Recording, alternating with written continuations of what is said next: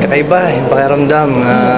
Noong una parang okay lang nalalaman ko, pero nung kasama ko na sila Aga, John Lloyd, Baron, Miss Ai. Yolo, nakaka-starstruck pa din. And actually, marami akong hindi na pasalamatan dun sa speech ko dahil talagang kinakabahan ako, pawis na pawis nga ako dun sa stage. Pero sarap na pakiramdam na binigyan nila ng napansin nila yung mga trabaho namin, mga artista, lalo na sa loob ng 10 taon.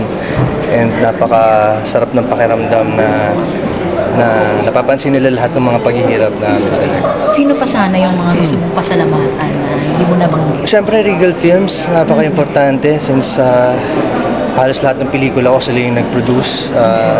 Pinagtiwala nila sa akin yung hindi ko na alam kung ilan yung nagawa kong pelikula sa kanila, pero masarap na pakiramdam yung nagtitiwala sila sa'yo and talagang naniniwala dun sa kaya mong ipakita at i-exhibit na talent.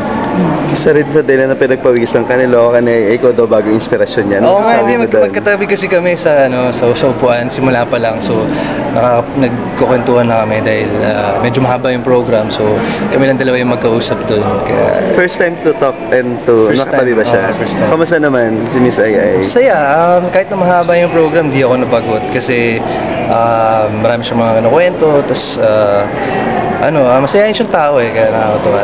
Hindi ka naman, reaction mo doon, ikaw doon yung bagong inspirasyon niya.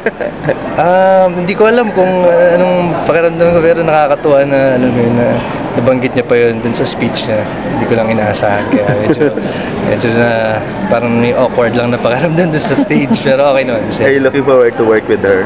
Of course, oo naman. Si Miss Ai, nakailang Star Awards ngayon, and ilang beses na nag-Best Actress, so sana makatrabaho siya one of these days.